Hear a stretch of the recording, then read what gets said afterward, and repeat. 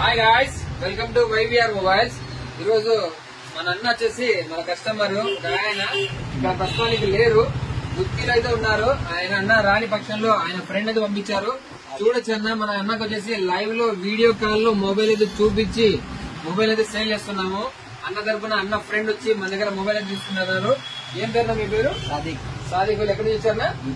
గుత్తి నుంచి వచ్చారు. కానీ అన్న వచ్చేసి ఆయన రాలేకపోయారు, ఆయన ఫ్రెండ్ అయితే పంపించారు.